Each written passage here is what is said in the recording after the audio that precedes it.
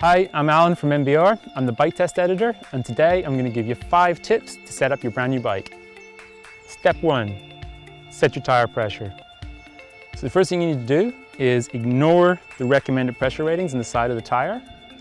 They normally run from 35 to like 65 PSI, and I never run more than maybe 32 PSI in any tire.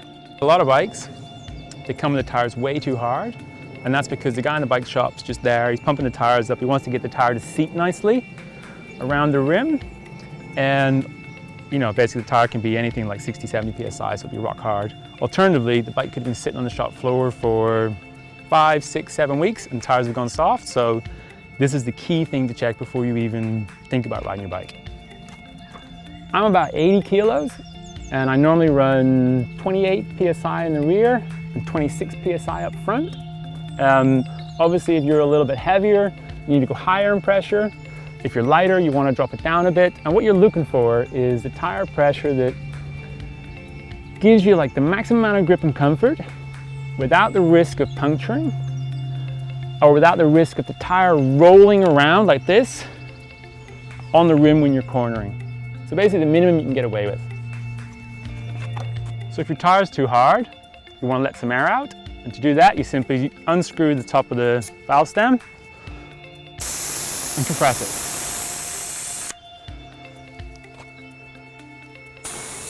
If you haven't got a pressure gauge, you just want it so that you can actually compress the tire casing with your thumbs. If it doesn't move, it's too hard. If it goes in loads, then your tire's too soft. And once you play around a little bit, you'll get a good feel for it. When I'm testing the bikes, it's really critical that the tire pressures are all the same. So I use one of these. I use basically a digital pressure gauge. So you just attach it, take a read in, bleed out some air, and I can get exactly how I want it. Okay, setup tip number 2 is sort out your brake lever position. So a lot of bikes come with the brake lever and the shifter pretty much slammed on the grip. The problem with that setup is that when you have your hand on the grip, your finger is midway point on the brake lever, so you're not using the full mechanical advantage of the brake lever. So what you need to do is take your Allen key, loosen off your shifter, loosen off your brake lever, and move them inboard off your grip. And what you're looking for is your hand in a neutral position on the grip and your finger pretty much on the end of the brake lever. Most hydraulic brakes are powerful enough so that you don't have to use 2-finger braking. So you can get away with just 1 finger. And like as you can see here, I need to go, these are quite long brake levers. So I need to go a little bit more inboard to get that in the right position. You just loosen them off, slide them in until you get them where you need them. My finger's on the end of the brake lever, that's where you want to be. But because these levers are long, the shifter is quite a way inboard. So if you've got short thumbs, you might actually want to invert your shifter and your brake lever, just so that the shifter is much easier to reach. Tip number 3, set your saddle height. With mountain biking, it's not quite the same as road riding. Your saddle height isn't so critical because you're not sat down all the time. Basically, you're out of the saddle, you're moving around, you're manualing through stuff. But it's still important that if you're doing like a lot of time on like fire roads like this, or if you're climbing on tarmac, or if you've got to do a ride to get to the trailhead, that you got your saddle height in the right position.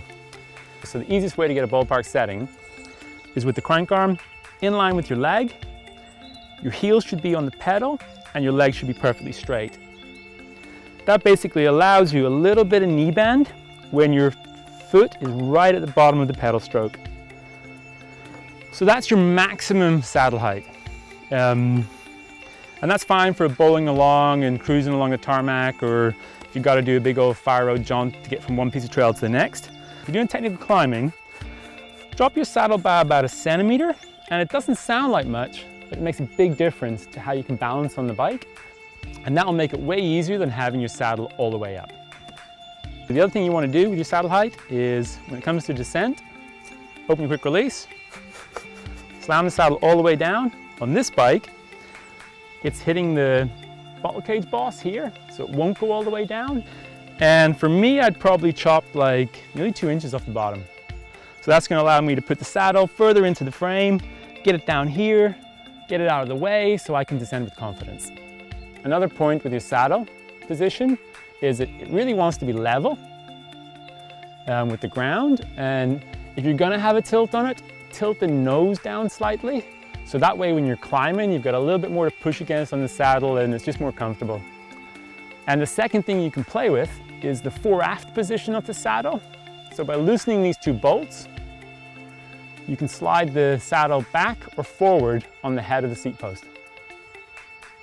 So tip number 4 is get your fork set up. I see a lot of riders and they basically run their forks way too soft. And I know they want a plush, comfy ride and they don't want to take a beating, but you basically need the fork to support your weight when you're going downhill, so it isn't all of the way down in the travel the whole time you're riding. If you've got a lockout, you need to check that the lockout is open. With the lockout open, you want to reset your O-ring on your fork. It's basically going to show you how much the fork compresses when you sit on the bike. If you haven't got an O-ring like this pre-installed on your fork, all you got to do is attach a little zip tie. Doesn't have to be super tight, doesn't need to be very big. Just clip it on around there, cut it off, you're good to go. So a lot of forks come with recommended pressure settings on the back of the fork leg. So you look at your weight and you go along the little table, and I weigh 81, 82 kilos. So it says here 140 to 160 PSI. So one of the most important things when you're setting up your suspension is to make sure that you're in your full riding kit. That includes your pack with your tools, water, food, anything that you normally carry for a regular ride.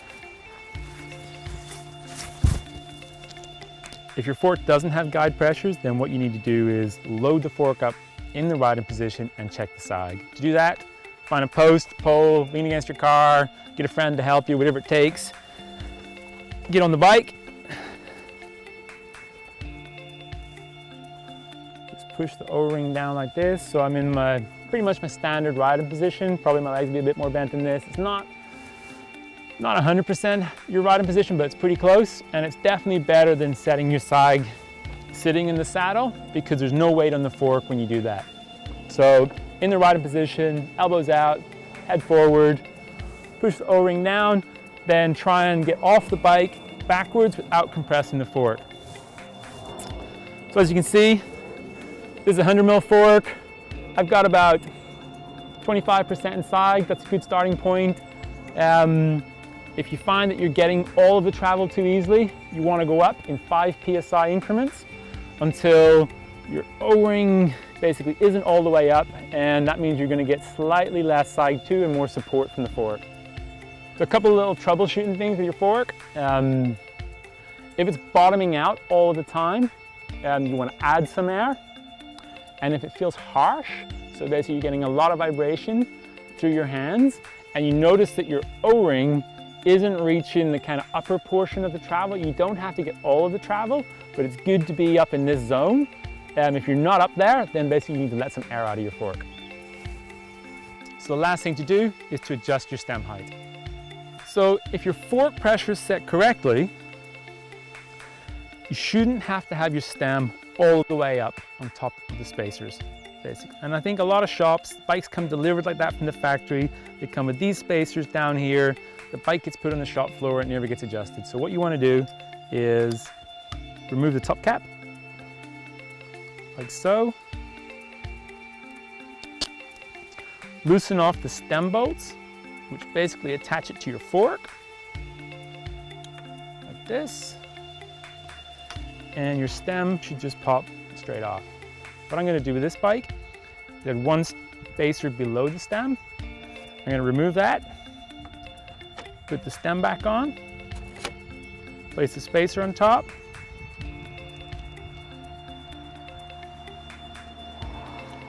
tighten down the preload, and all this does is preload everything here compress the bearings. So you just want to like cinch it up. Doesn't have to be super tight. You should still be able to rotate your stem so you can get it lined up with your front wheel. And once you have that done, tighten your stem up again. This is really important that your stem's tight, because if it's not tight, you're gonna end up in the bushes. So you're probably thinking, why do I need to adjust my stem height anyway? And it's a good question, and there's a few key things about stem height. If your stem's too high, it basically moves your weight rearward on the bike, and it can make it hard to keep the front wheel down when you're climbing. It also makes it really hard if you're in a flat corner to load the front end, because it shifts your weight too far back. Too low, and basically puts too much weight on the fork, pulls you too far over the front, so when you're descending, you basically won't feel very confident, and you won't feel like you'll be able to get your weight back far enough to like manage the bike. So you're looking for something that allows you to descend with confidence, climb easily, and it might take more than just adjusting your stem height. You might actually have to go for a different length stem. Most of the bikes that we see come through, especially in the sub 1,000-pound hardtail category, the stems are all too long. So if you've got the right size frame, you're probably going to want to chip it back from maybe like a 90 to a 70 or even a 60. And that's going to allow you to get more control, be in a better position on the bike, and just have more fun. So just to recap, the 5 steps are: 1, set your tire pressure. 2, position your brake lever.